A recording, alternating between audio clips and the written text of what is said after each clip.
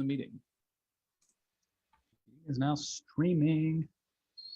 We are live on Facebook, according to famous? the Zoom broadcast. Now streaming. We are live on Facebook. So You gotta turn the volume down. If you're like on the Zoom call and you have the Facebook, then like you're just gonna hear us talking delayed. Yeah, it's good to be back. It's been a few weeks since we've done a Facebook Live, so we're back broadcasting to the world.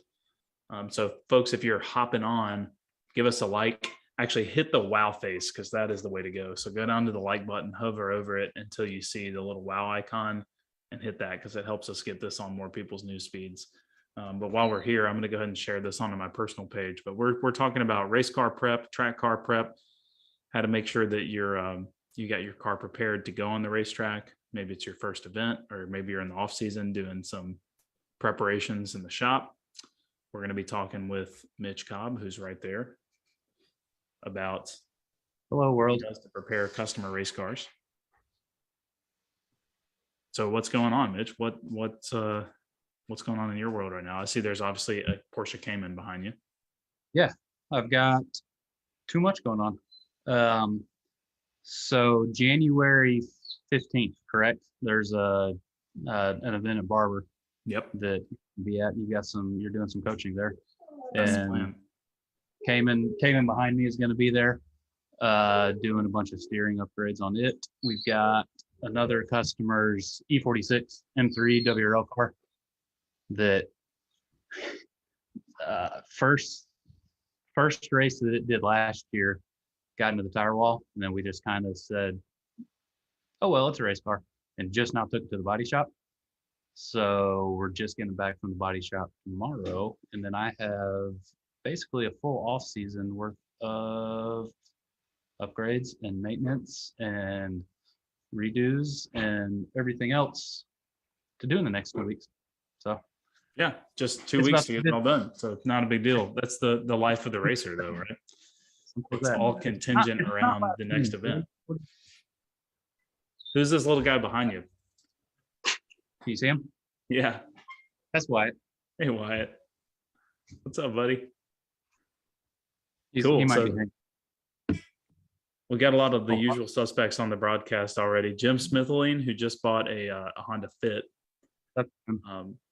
Is Jim, are you going Sunday Cup racing? Sunday Cup. What the plan is? Sunday Cup's plan. Chris Tanfero's on. Ryan Finch is asking, that's not an E46 behind you. What is going on? Like, that's weird, because like the E46 whisperer. Normally I'm a BMW guy, but you got to branch out every now and then. That's right. You got to get outside of your comfort zone. All right, guys. So you know who I am. I'm Andrew Raines with Apex Pro. We are here tonight to talk to my good friend, Mr. Mitch Cobb, recently married man, working on race cars, dirty hands to prove it. And Mitch is going to tell us, we're going to learn a little bit about who Mitch is, because he has a super cool background. And for those of you that follow us on Facebook and Instagram, you've probably seen Mitch's picture. You've seen me talk about him, because he and I've worked together for 4 or 5 races now, and have pretty much either won or almost won most of them, except for GLTC at NCM. Every other race we were in contention for the win. Yeah.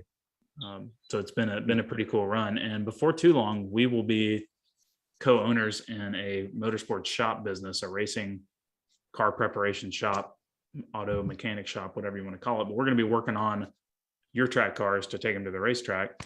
I'm obviously still, Apex Pro is still my job, but there's another part of my life where I own this business called Alabama Gearheads, and we store cars, and we're going to have a full-time in-house race prep shop where we're going to be able to take your track car or your race car here in Birmingham, Alabama, and prepare it to go on the racetrack. So super excited to get that in the works. So that's kind of what you're hinting at when you're saying you've got a busy couple of weeks here.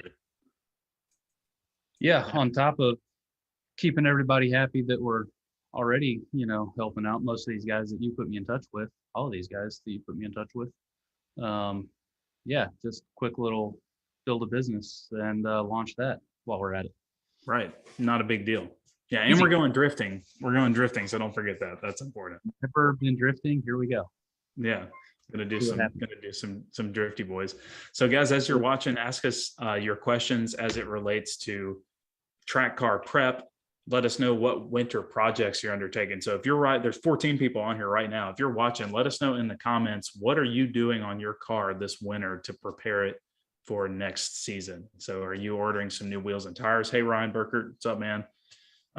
Let us know what types of projects you have undergoing on your race car or track car, or hell, even your whatever. I put my nudge guard, my like brush guard back on my disco this weekend. So I'll get it started. That's my project. But let's learn a little bit about Mitch. So Mitch, you started racing in karts. So you're pretty much a lifelong racer. Like, and we got to know each other because you work at the Barber Vintage Motorsports Museum. So let's talk about the early days and then how you got to restoring, 100-year-old motorcycles and Formula One cars. But how did the karting thing start? So karting started in like 2001. Lived in Colorado at the time, and me and my dad went to Vandermeer, the drag strip out there, like big NHRA drag strip.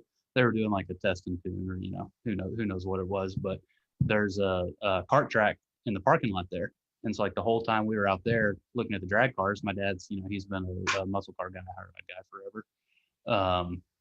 I was over here checking out the go-karts, and we went down there, and one thing led to another, and I guess it was that year, maybe the next year, probably a year later, so probably like 2002, so I would have been 11, 12 years old. Got my first go-kart and kind of blew up from there. Went from something me and my dad would do every couple of weeks, just go kill a Saturday, to this is my life now.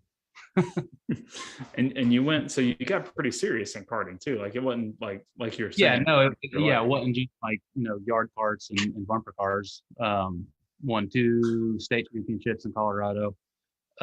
Did national level karting, Stars of Karting, which was kind of the go-to series for probably like early 2000s. Raced with them, shifter karts, ICA direct drive karts for 3 years, I guess. Never won any of those championships, but did pretty well. Went out to SCUSA Super Nationals, which is still kind of the premier national level go-kart race. Did that a couple times, and kind of kept moving and grooving from there.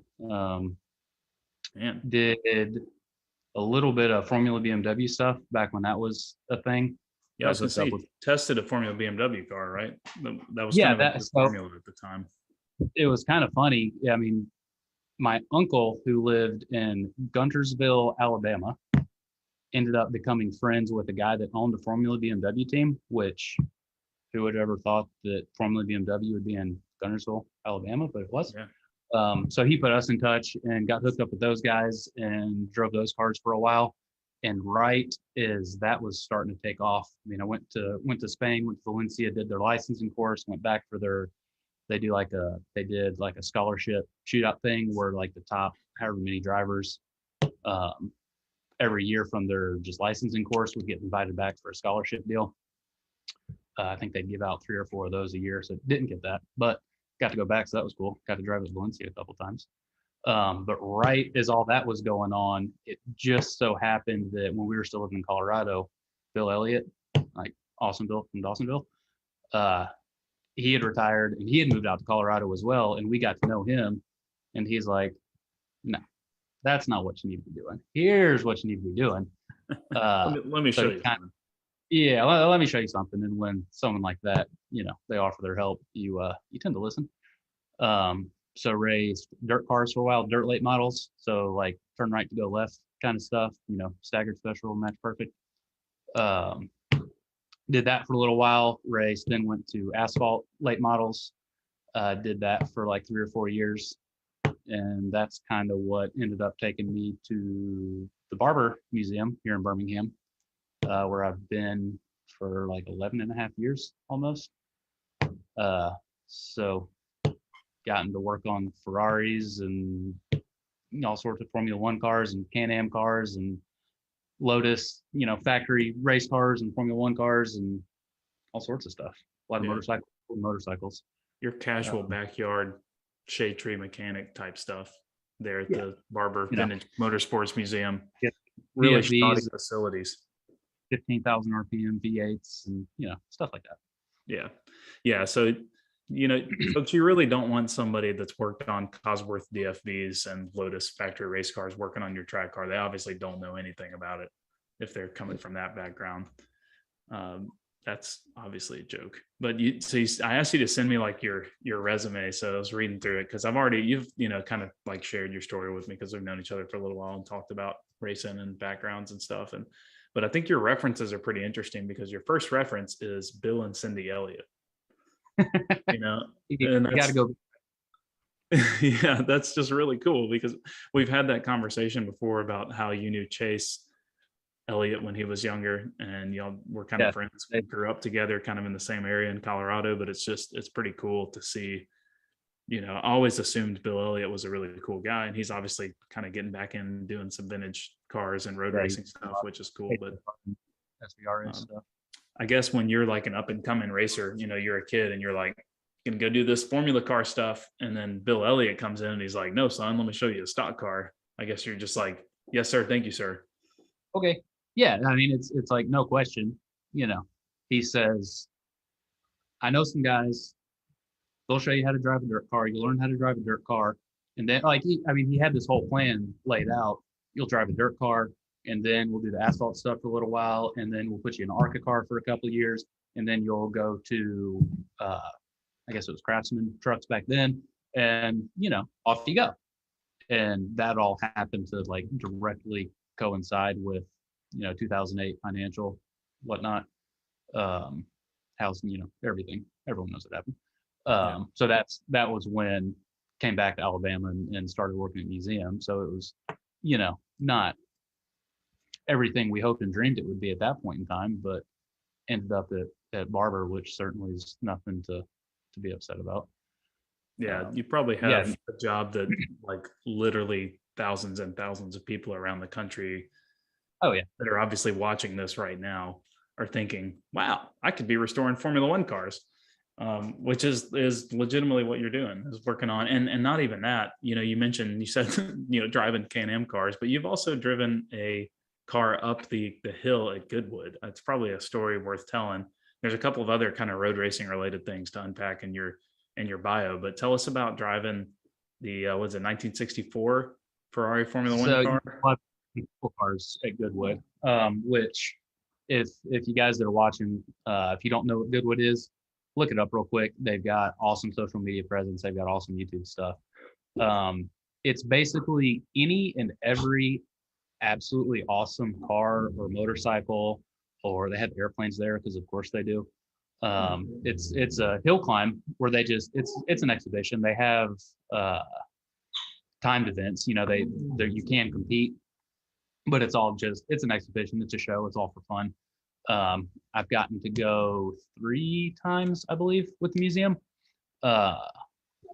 Twice I was kind of responsible for and driving our 1964 Ferrari 158, which is the car that John Surtees won his Formula One championship in. And if you're not familiar with John Surtees, also look him up. Super cool guy.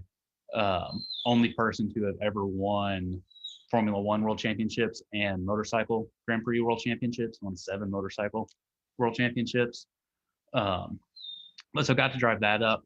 And it's, this car, it's like the early 60s torpedo.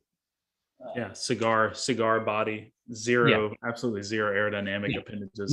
It drives like an absolute go-kart. The steering is just, you do this and it takes off. 12 or 14,000 RPM, 1.5 liter dual overhead cam, 90-degree V8. It only makes like 200 horsepower, but the sound it makes is worth 10,000 horsepower. Yeah. And so and they always do the run groups at Goodwood kind of based on particular types of cars or particular eras. So like one year we went and it was the 70th anniversary of Ferrari in motorsport. And so it was all the Ferraris. So it's me, I was probably 25 at the time. This incredible experience, and I'm over here next to all these, 250 GTOs and 250 LMs and this Formula One car and that Formula One car, oh, there's Kimi Räikkönen in his '07 car. Oh, there's Derek Bell driving this car. It's unreal. Yeah. A couple years later, we went back and I got to drive. We have at the museum 1969, I believe. Dan Gurney, Lotus, 60. Shoot, no, I don't remember. Dan Gurney Lotus IndyCar. So it's a 289 Ford IndyCar engine with 4, dual barrel Weber carburetors on it, about that big around. They're 58 millimeter Weber carburetors, and so it's like the most extreme 2-stroke dirt bike you've ever driven. From 0 to wide open or nothing. 6,000 RPM, nothing. And again, this is an exhibition. You got cold tires. The surface is dirty from people going off and doing donuts and stuff. And this thing goes from nothing to absolute wide open like that. And so it gets kind of interesting. Yeah. I can only imagine. It's a hell of an experience. So yeah, I've watched because recently they've started live streaming the festival speed on YouTube, and seeing some of the stuff that they take up the hill. You're kind of like that. It's almost more suited to a street car, like the high performance street cars that they take up the hill. 100%. Makes perfect sense. For the race cars, you're like, they got cold tires, they're on slicks, they only have a mile and a half to get everything warm. Like, it's got to be terrifyingly sketchy in some of those cars, especially like you in the Formula One cars. Well, and like I'm going slow enough that it's not like too sketchy. It's still less than as comfortable as being out at Barber. And as far as like runoff, there's usually a little runoff, but then it's hay bales. If you happen to go off track, it's not good. I mean, a couple cars get completely thrashed every year. Yeah. So before we hop in and look at some more questions, I got a couple of things I want to ask people about after they made some comments. But how much seat time in the car did you get before you went to Goodwood? Did you do as many laps as you wanted at Barber, or? So, funny story. The first time we went to Goodwood in the Ferrari, I had never driven that car, and the cars get shipped over on a ship. So, a month or two, whatever it was before the event, we had pulled the car off display, prepped it, made sure everything was good. Those cars, we keep them in, 90% running order, but it still takes a couple hours of work, a couple of days of work, depending on what it is, to get it going. So we pulled it down, got it ready, do all the same basic prep that we all should do.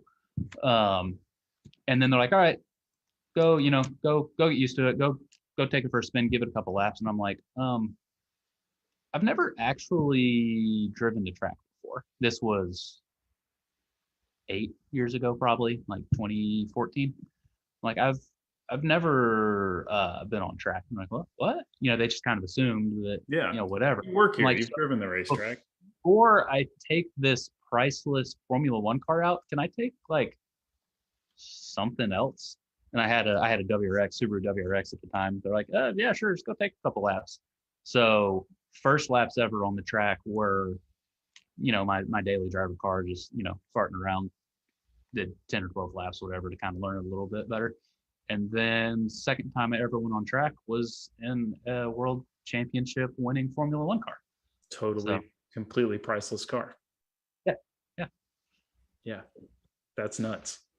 That's totally crazy. I think it's like being able to work at a place that maintains stuff, like, the culture that they have there of maintaining all of these cars and motorcycles to essentially running condition. And for the people watching that haven't been to the Barber Museum, it doesn't quite carry the same panache if you haven't been there. But for those of you that have, right now, you're watching this wow, because it's probably the coolest museum, one of the coolest museums on the planet. And one of those places that just really makes you I don't know, it's just a significant place. It's totally wild. So it's cool that you've gotten to have those experiences and gotten your hands on some truly unique. I think it's really made you such a versatile mechanic, because when we've been racing together and you've been presented with some of these, car prep challenges or modification challenges, your mindset is never just get done what needs to be done, just get the car ready to go. It's always like, okay, that's a given for you. It's like, I'm going to do everything possible to make the car reliable and run good, but like, what are we going to do to win? Like, what are we going to do to race the car? Like, what modifications, how can we push the rules? Like the questions that you've been asking me ever since we've been racing together, it's always like, dude's a racer. Like I knew that, like when we first met. It's like, it's a mentality, it's an attitude, it's a mindset, and it's just like switched on. But I think, although you didn't really get to like race per se during your time at Barber, but it's still the like level of expectation and quality is like, We did do 2 years in lemons. that's right. Some lemons racing. Yeah. We got some good projects. That's one of the coolest things, like, I think that I've gained from the museum is every single, I mean, we do have the cars that we regularly run or whatever from the collection, but every single restoration project I've done, you have to become, an expert on that particular piece, and you spend 6, 8, 10 months restoring it, and then it's done and it goes on display. And like one of the first major restorations I did was a 1938 BMW motorcycle, which if you ever want to take on a pre-war German project, don't. Finding parts, not so easy. But so, I mean, I knew everything there was to know about 1938 BMW, and now I've never worked on one again. So you have to really kind of be able to adapt and figure out you have to figure out how to figure out stuff. And you learn a lot of, where especially certain manufacturers have BMW, they kind of do stuff the same. Porsche, they kind of do stuff the same. And you can apply that even if I'm working on the power steering on this Cayman. I've never done a power steering pump on a 2006 Cayman before, but it's pretty similar to other Porsche stuff, super similar to other Cayman stuff. And so you can take that knowledge and kind of carry it over to everything that you do. Yeah. Well, and the skill set to re-engineer, and I say re-engineer because if you're working on a pre-war German artifact, obviously most of that country was destroyed during World War II. So you probably are having to like re-engineer in your brain, like, how did they put this thing together? Why did they make these decisions? I don't have these pieces that are going to fit, parts just don't, there's no way. It's not only like, is there a lack of availability? It's like, you probably are like trying to find like one guy in Bavaria who knows how the thing goes together. Yeah. And that's usually how, for those specific projects, how it goes is you do end up finding the guy. And you have to really lean on them, which is no different than in motorsport or track days or whatever. You kind of find your local or regional guy that you can lean on, whether it's for maintenance, whether it's for modifications, whether it's for driver coaching, whatever it may be. You get hooked up, you find the right people, and you know that they can steer you in the right direction. Yeah, absolutely. Let's revisit some of the projects that people are talking about in the comments. So Ryan Burkert's you're doing a lot better than I am keeping up with this. I told you it was hard. We were prepping for this. Like, it's hard to keep up with the comments on Facebook because it's like not intuitive when you're on the Zoom call. Ryan is rebuilding a 1.6 Miata engine, double checking all the bolts, hoping to get a simple string alignment contraption set up so he can easily set up and tear down. So he wants to have like a nice string set up so he can align the car. Ryan runs a NA Miata in NASA time trials. Cool. Our buddy Ryan Finch is just changing brake pads. Big old project off season. Can you handle it, Ryan? So Miata, that we were talking about drifting earlier. I have a absolutely 100% bone stock NB Miata 99 that when I first got stuck home during quarantine, like ripped everything out of it. So it weighs like 1,800 pounds, but that's all that's been done to it. And that's going to be our drift mule. Yeah. So if you have any, I can help you with the string alignment if you can help us with Miata Drifty Boy pointers. Yeah, so we need to turn a bare bones NB Miata into a top-notch drift car in 72 hours or less. For free, preferably. Yes. Jim Smithling's going to Koenig Wheels, Falcon RT 660s, G-Lock R8s. Yes, sir. Good stuff. Hybrid Racing Shifter and FA10s for his Sunday Cup Honda Fit. Man, I thought that was all going to be for the S2000. I was like, yeah, that's a healthy season, but that's even better on the Fit. I think everyone eventually is going to realize that Sunday Cup is probably better than GLTC. You've driven a Sunday Cup race, haven't you? No, I haven't competed, but I've driven some Sunday Cup cars. Yeah, it's fun. It's really stupid fun. Justin Okamoto says hi. We talked with him last week about some E36 related questions. Did you figure out the M4042? Am I remembering right? Yeah, Justin, did you decide to go big boost or relatively small boost or upgrade to the 6-cylinder? And then Jim Smithling said, doesn't Awesome Bill still have the speed record at NASCAR for a NASCAR closed course speed record? Pretty sure it's at Talladega. Yep. Qualifying session. 12, whatever. Yeah, he said that. 212.809. That car. So back in the good old days when NASCAR used like individual templates, that car is like 6 inches narrower than it should have been, but still fit all the templates. Pretty cool stuff. And that, going back to what you're talking about, pushing the rules, there's nothing in the rules that said it had to be this wide. It just had to meet these templates, and how they made it work, I don't know, but it's still 100% legal. So NASCAR said you have to fit within the template, but they didn't say you couldn't be smaller than the template. They would use like 2D cutout body templates. So like you have the profile of, you go up the hood, up the windshield, back down the car, and they put a template over that to make sure, okay, yeah, this is the Thunderbird template. It works.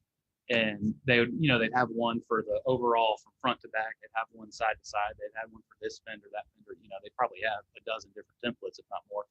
And as long as each template fit individually, you're good. This was before. Now they have one big, now right.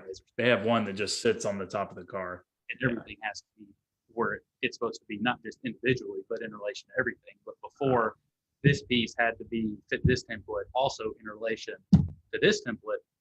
You're able to get away with that kind of stuff, and that's the fun cool. stuff. That's cool. And I'm pretty sure that lap was like 211 miles an hour or something average speed, somewhere in that neighborhood. Someone said, yeah, 212.809. Yeah, that's freaking wild. Yeah, in a full-bodied stock car. Yeah, not an open wheel car. Ryan Finch says John drove a Honda V12 Formula One car. Who's John? He did. John Surtees. He drove it and subsequently ended up having an off-track excursion. I'll leave it at that to not be too disparaging. Yeah. Ryan Burkert says those are awesome stories. Yeah, they're pretty cool. Just imagine what you would have missed out on if you just drove stock cars in circles, winky face. If I will say, if you ever get the chance to drive a dirt car of any sort, do it. They're fun. They're so fun. Completely different world, racing techniques, mindset than like road course stuff, but super cool, super fun. Yeah, we've talked about dirt track stuff, and they just opened a new dirt track south of us. I think we might have to, as part of our due diligence on the local motorsports industry, might have to put together a car and go down there and play around at some point. Just, learn the crowd. Ryan's asking some garage alignment questions. Are there preferred ways to get a good alignment if you have a sloped floor or sloped floors? So with the string alignments, it doesn't matter. You put the strings in relation to the car. I mean, you want it as level as possible so the weight and the suspension isn't completely loaded or misloaded one way or the other. But since the strings are attached to the car, if it's off a little bit, it's not doesn't really affect it. That's being level is much more important if you're trying to corner balance on scales. Which, I mean, yeah, in a perfect world, everything's perfectly level and perfectly flat. And, you're doing Formula One stuff, but let's be honest, most people don't have access to that sort of Yeah. stuff. And so His other comment on that was, let's see, assuming a flat floor is a string method attached to the car or squared up to the car, but ground mounted preferred. He sees advantages to both. So string mounted to the car or having your strings mounted on the ground. I mean, if so the way I do it is I've got a car mount set up, the Smart strings. smart strings. It's kind of pricey, but by the time you piece I looked at trying to build my own kit and piece it together. It made sense to me to get the smart strings, and it works great. You center everything off the front and rear hubs. So whether you're using jack stands or however you come up to do it on the ground, as long as the strings are level to the car, I mean, you could hang them from the ceiling if you wanted to. The car mount setups are pretty easy, and especially if you're only doing it for yourself, you can set your like the bar setup that holds the strings. Yeah. You can just set it and forget it, and so every time you put it back, it goes right back to the same place. Yeah, that's when I was running my Accord World Challenge. That's what we had, the smart strings, and we had them configured the same way. Put them right on the car. We'd do it in between sessions at the track. It'd take like 10 minutes. Yep. It'd be like hit a big old bump or whatever. Check the alignment. Good to go. Yep. Yeah, that's a good one. So alignment's a good question. So when you're thinking through, like the Cayman behind you, Carrie is a customer of ours. You did a seat installation, some harnesses. He already had a harness bar. Now you're sorting out power steering because he had a power steering pump issue. You ordered some parts for that. But when you're thinking through, okay, he's going to the track on January 15th, pretty stock Cayman, fairly low grip, 200 tread wear, street tire. What other things are you going to look at on the car? What are you going to focus your energy on to ensure it's going to have a, successful event outing? First thing, and my favorite thing, brakes. If your car doesn't stop, that's bad. Always change your fluid. I mean, a lot of people complain about how expensive, good racing fluid is. I use Castrol SRF because I like it. It's kind of pricey, but when you compare it, apples to apples to other stuff, it's not crazy. Always just bleed your fluid. You don't realize how hot your calipers get and how hot that fluid gets even in a 15-minute, 20-minute HPDE session. Just a quick, whether you have a pressure bleeder, you have someone come help you out, hold the pedal for you, bleed the brakes, check the pads, super easy stuff. Next biggest thing, nut and bolt check. The amount of times you see people have issues, whether an HPDE or a race or whatever, just because something came loose. And that's super frustrating when it's not that a part failed. It's not that, someone punted you off track in turn one or whatever. It's that you didn't spend the extra 15 minutes. And if you want to get crazy and take like a paint pen to mark your bolts, that's another step in the right direction. Just and you'll learn on your car, especially if you're doing this for yourself. There's certain things that they just come loose. We're these cars, any modern car is engineered so well, but we're not really doing with them what they're intended to do. And you'll learn, hey, on my car, for whatever reason, the right rear outside control arm bolt, it can always just take a little snug after a track day. But and come up with a routine, a list. And so every time before you go to the track, throw the car up on jack stands, crawl under it, or if you have a lift, make your life easier. And you've got, hey, I need a 10 mil, 213s, a 17 and a 19, whatever wrenches. You grab your wrenches, your ratchet, and it takes 20 minutes. Make sure everything's tight. It'll save you a boatload of frustration, probably a lot of money if, your wheel falls off the car. That's never fun. And then just one of my favorite sayings, and I know you've heard me say it before, a clean car is a happy car. If you've got a car that's got oil leaks everywhere and it's dropping stuff and you never even bother to take a rag and just wipe everything down, you don't know if something's gone wrong. If your car is clean and then all of a sudden you see, in the left front wheel well, everything's wet, then you can realize, oh, hey, I've got a shock seal that's gone bad. My shock's blown out. If your car's nasty, you'd never know and you'd be running around going, man, I just can't get the lap time I used to be able to get. And it's a problem that you should have fairly easily spotted.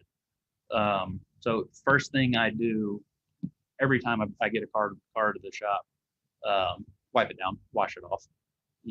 Again, it's something that takes 20, 30 minutes, and it makes it so every time you can spot if you got an issue. There's fluids in pretty much every aspect of these cars: shocks, brakes, engine, coolant, everything. You want to know where you're losing fluid from if you're losing it. Yeah, you want to be able to see those 2 drops before it turns into 2 gallons. Yeah, that's a pro tip, and it's an extra step in the process. But like you and I both rode dirt bikes a little bit when we were growing up, and like, what's the first thing you do when you get back from your ride with your dirt bike? You wash it. Yeah. It's like the standard. It's like, it's not a ride. You can't leave your bike dirty for a couple of days. That's just not even the thing in the dirt bike world. I mean, it is an extra step, but it's one of those things that, a little bit now saves you a lot of headache in the long run. It's 20 minutes now, so you don't have to replace an engine because it had an oil leak that you didn't realize it had. Yeah. It's just kind of stay on top of things. Yeah, that's really important. Take the extra time while you're under the car doing your checkup after the race or whatever, to wipe everything down that's dirty, or that's, keep everything nice and clean. And you said make a to-do list. That's really important too. Just like tactically how you approach your work in the shop, have a to-do list for what you need to knock out, what you do between events. Can you see the whiteboard behind me? Yeah. Yep. Whiteboards, paper, pen and paper. Yep. Something to document it, whether you do that with like a fancy app or something, or an Excel spreadsheet or a notebook. Notebook's probably the easiest for most of us because you're going to have dirty, nasty hands afterwards. So if you're relying on a spreadsheet, it's a little bit tougher sometimes, but particularly like you were saying, sorry, go ahead. Like spreadsheets like you're talking about, it's great to have, something saved in your computer or whatever, whether you're using it. I mean, there's apps out there, you can make your own spreadsheet, however you want to do it. But in the heat of the moment, it's a whole lot easier to have a pen and paper sitting on top of your toolbox at the track, or, on your trailer or in the back of your truck, whatever you do, that you can just jot down, whether it's tire pressures, whether it's alignment settings, whether it's, hey, this session I felt this, and the next session, hey, I felt this. Just anything that, kind of comes to mind, just jot it down. That's all you got to do. And then you have those notes next time you come to the track. And even if it's 2 years later, you go, wait a minute, I remember feeling this before. Yeah, and I've been here. Bump your notes and you go, oh yeah, that's what it was. Yeah, we did a webinar last year on the Apex Pro page. We did a paid webinar on note taking and track map. We're actually doing another one on track maps coming up pretty soon, which is kind of similar to note taking, because it's going to get down a lot of that kind of like how you feel after driving the car on track, or what felt different about the car. But even little stuff when it comes to car prep, like if you have your same notebook that you use that has like the little square diagram for tire pressures and maybe tire temps, and then shock settings, wing angle, whatever you want to put in there, doesn't really matter, 3 or 4 different things that you track. You can always put a note above it too, put the date, and put, during nut and bolt check, subframe bolt loose, like note something like that. And then you'll find patterns. You'll be like, every 3 track events, the subframe bolts back out. And it makes your life so easy. Maintenance schedule. Yeah. It's key.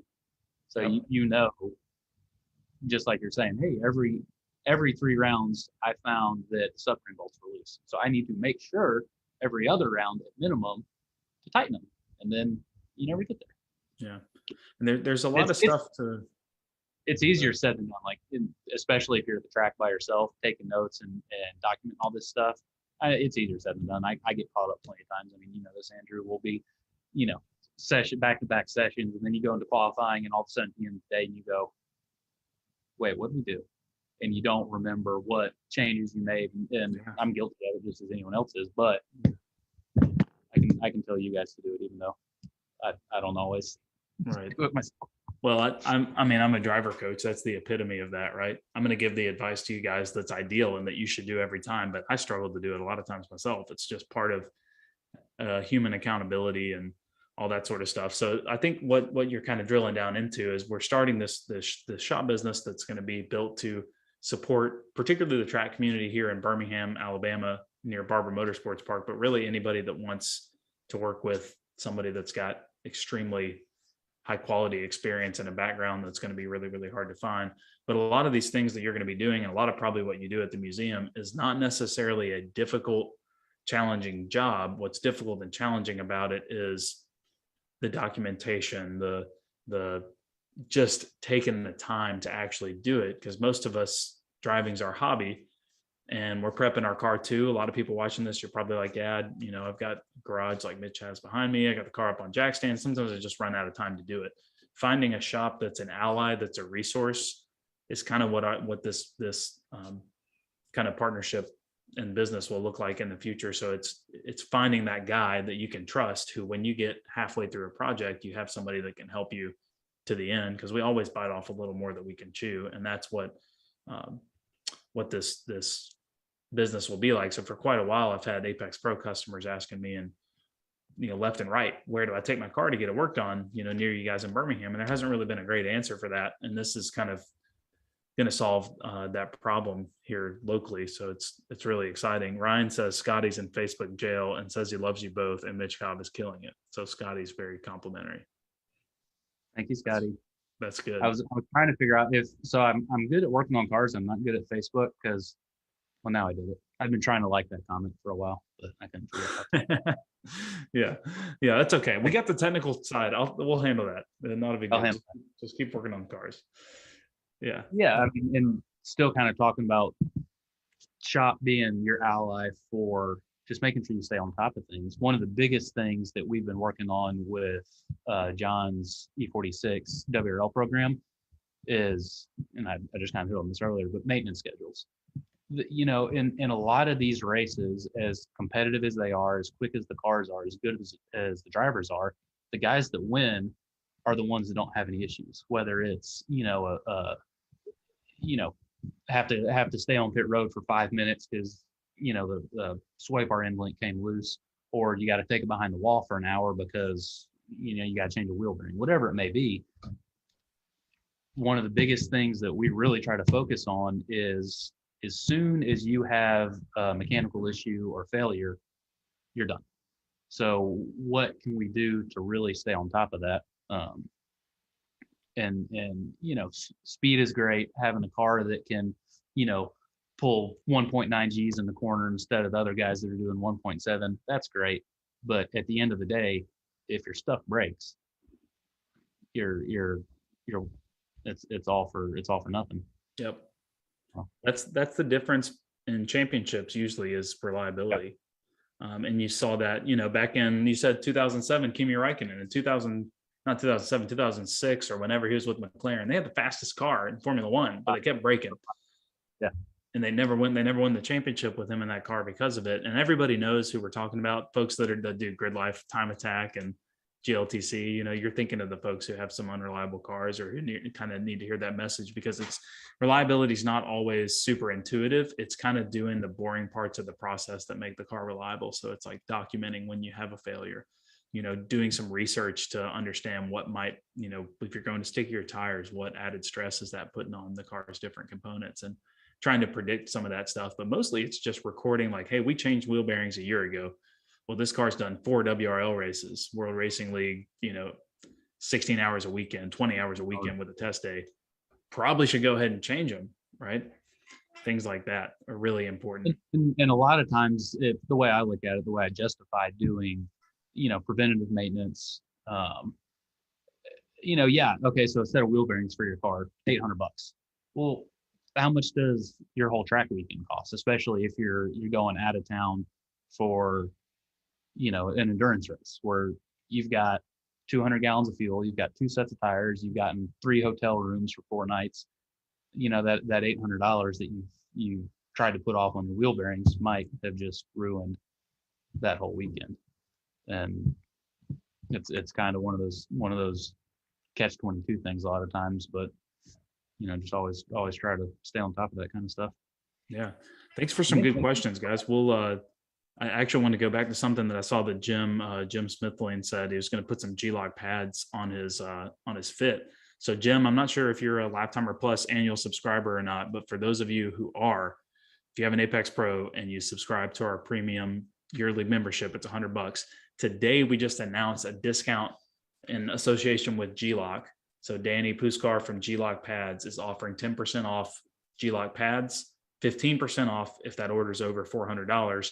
And that's not one time, that is for your entire Apex Pro annual subscription. So if your subscription starts on January 1st, you can buy discounted brake pads through that subscription renewal period a year from now. So that's really cool. We used G-Locks on the E36 at NCM, and both of us seem to be really happy with the product. So that, I think they're really awesome. They have much better modulation than most pads, as in like when you release your foot off the brake pedal, you can really feel there's like a lot of dexterity with how you control the rate of release and the rate that the pads come off the rotors. And some pads that have maybe a like really aggressive bite don't necessarily have that same control. Yeah, you don't want an on-off brake pad. You don't want an on-off throttle. You don't want an on-off brake pad. And a lot of people don't. They haven't experienced that yet, to where they go from they just put on the most aggressive track compound pad that they can find for their application and don't really play with different compounds. And then you go to a less aggressive compound or a compound that has the same ultimate friction but has better modulation, and all of a sudden it's a whole new world for you. You realize that, I can brake this late and still make the corner, or not overslow the corner, or whatever you might be struggling with. But brake pads can make a huge difference.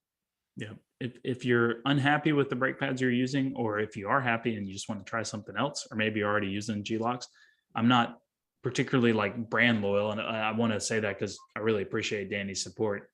There's lots of really good brake pads out there, but I do really like what G-Lock offers. And if you want a pad that's got a good modulation, I'd highly recommend giving theirs a shout. You don't have to have an Apex Pro to get that discount. All you have to do is download our app, create an account, and purchase the $100 a year subscription, because you only need a couple of sets of brake pads with a 10% discount to get that $100 back. And then, if you're going to buy 6 sets of brake pads next year, you're going to be in the green pretty quickly with that deal. So just wanted to get that out there because it's really cool. You'll see emails. If you're already subscribing, you'll get an email with how to redeem that offer. We'll be talking about it and promoting it more through the end of the year. So if you're considering the annual subscription, there's just more stuff coming. We're probably going to have some more safety gear deals through our partnership network. That's going to be awesome. Mitch Ryan is asking, are you guys going to offer any trackside services? And Doug Francis just joined. Hey, Doug. Trackside services. So currently what our goal is to be able to offer, you'll be able to put this a lot better than I will, Andrew. Kind of our focus, at least for the time being, is going to be a lot of WRL races. We're going to as many grid life races as possible, and then we'll be doing local HPD stuff, supporting people's race efforts, that sort of stuff. There is companies that go to track days or races or whatever, just kind of as a mobile trackside shop, if you will, if you know what I'm talking about, where they're just there and ready and available. That's not currently part of our plan. We're already pretty well busy with a couple different race schedules this year. But our goal is to, we team up with you guys, the car owners, and whether we do the prep or not, hopefully we do, to make our job that weekend that much easier. But then we'll go to the track solely with you as our client and just help you kind of enjoy your weekend, have the best weekend possible, go fast, not have any issues. And instead of you busting your butt in between sessions to check tire pressures and tire temps and service your brakes and make changes and blah, blah, blah, blah, blah, you get to kind of enjoy yourself a little more, and we handle the hard part. Yeah, absolutely. So Ryan, to answer your question, trackside service is already kind of part of the model, but it's for clients that we're building and developing and preparing cars for. So it's more of, we're more focused on, and Mitch is more focused on the individual, the people that we work with, knowing our clients really, really well, and knowing the people that we work with really well, understanding their needs and tailoring kind of these maintenance programs that Mitch talked about, recommendations for service, car prep, and then trackside support. But as a business model, when you look at a shop model, you make your money by billing hours during the work week. If you can bill 40 hours a week, that's an ideal way to operate your shop business. And that's a lot more profitable than pricing things to be profitable trackside, because to be honest, like a lot of people we want to work with couldn't afford how expensive a purely trackside focused business model would be. You're talking tens of thousands of dollars a weekend if The that's your hours primary don't income. work out as well, but it's still something. I mean, we're still going to be there. It's just because that's what we want to do. We want to be at the racetrack. We're working the hours during the week at the shop to facilitate everyone being at the track. So Yeah. And Ryan says extra mile service idea. Ryan, we have to bring you on as like a consultant or something, because he's going down all the right roads. you got Review data, recommend car tweaks, service those changes, and boom, happy, faster customer. sounds like last weekend, huh? Yeah. Have you been listening to our phone calls, Ryan, or something? Yeah. Yeah. We won a race. We won a race last Sunday. Now that we're thinking about it, we won the champ car race. But Ryan, yeah, and that comment is exactly why Mitch and I've been working together for over a year now to put this action plan in place, because I've had ownership in this storage building for a while, and we want to service more people and help more people develop good track cars. And because of Apex Pro, I have a strong relationship, and the company has a good, strong relationship and credibility with people who need these types of services. And I want to be able to help people more than just look at their data and make a recommendation and maybe have a coaching client in the future. I want to be able to help ensure that you have a good experience. I want people whose first introduction into motorsports is the Apex Pro app and they download it to time some free laps. I want them to eventually see Mitch and us as a resource for help with their car and other things, which is a reminder, if you're not already aware, Apex Pro is, you can download the app for free and time your laps using the app. And that's something that we're going to be focusing a lot more on for, welcoming more people into the Apex Pro family that don't have the hardware yet, but want just lap times from their Apex Pro device or from the Apex Pro app. You can actually just use like your phone, download the app, use your phone and get lap times using the Apex Pro app for free. Mitch, is there anything worth covering? I know we didn't go into your Grand Am experience, but you did a couple of events in the Grand Am series back in the days of the Continental Tire Coney Sports Car Challenge. Coney Challenge. This is before Coney. Yeah, I got to got hooked up with some good friends of ours that had been from Colorado that had been racers, lifelong racers. Some friends of theirs were running a Grand Am program and got to go do a couple races with them. And it was 2005, because I think it was the same year that the Team 16 at the 24 in the prototype Daytona prototype car. I was there in the Continental Challenge race, and I was like, well, these guys are 16, but I'm 15. So that was pretty cool. And lo and behold, he's a guy that we've been racing against in WRL lately. So it's kind of cool seeing these guys that used to be Grand Am racers kind of realizing what WRL is offering right now. So that's fun. Yeah. WRL's gotten really competitive the past couple of years for amateur endurance racing, and it's a lot of really professional level guys are amateur car. Yeah, it's hard to call them amateur. Yeah, it is kind of funny because it is, especially in the top class in GTO, it's very, very highly professional. You're looking at professionally prepared cars, very, very professionally built. Similar competition level, it's endurance racing, so it's a little different competition, but similar to what we see in Grid Life Touring Cup. As far as if you're comfortable in GLTC, then WRL is the perfect slot in for endurance competition. Guys, let us know if you have any more questions. We'll be on signing off here in a couple of minutes, but Mitch Cobb is your resource for any track prep, car related questions, how to make your car go faster on the track, modifications, how do I go win races, how do I build it for a class. If you guys want to seek Mitch's advice, and Mitch, let's if you can, comment in the comments there so people can reach out to you on Facebook, because I think that's probably the best way to get a hold of you. So if anybody has questions for Mitch, anything you want to follow up with, specific questions, maybe some consulting or advice on your off-season projects, maybe you're geographically located near us in Birmingham and want to talk about some future work, reach out to Mitch. He just commented and said, "It's me." Send him a friend request and ping him and get something in the works, because we've got a Cayman we're working on. We got a couple of E46s, E36s.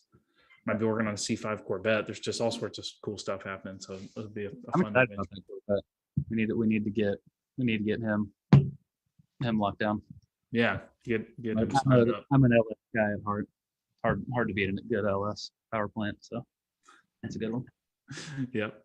Yep, absolutely. And you'll see Mitch back at the track. Again, we'll probably be doing some stuff together in WRL, hopefully Grid Life, promoting Apex Pro. Mitch will be prepping the cars. You guys will be able to meet him at those events. Yep. Anything you want to include? What? Anything you want to talk about before we sign off? Shoot, I think we've kind of done a quick and dirty hour. We're at almost an hour, aren't we? Almost an hour. Yeah. If and the other thing too is if you happen to have like a John Surtees Formula One car sitting in your garage and you need some advice. I know a guy who knows a little bit about those. So if you, pre-war BMW motorcycles. Yeah. Have one of those, let me know. Yeah.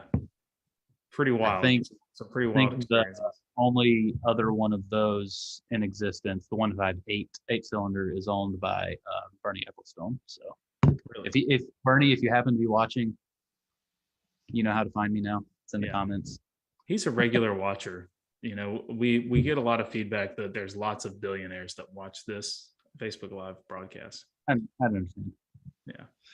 All right, guys, thanks for tuning in. Hopefully you learned something. I have a feeling that Mitch will probably be back talking more about some specific experiences in the future and some car prep.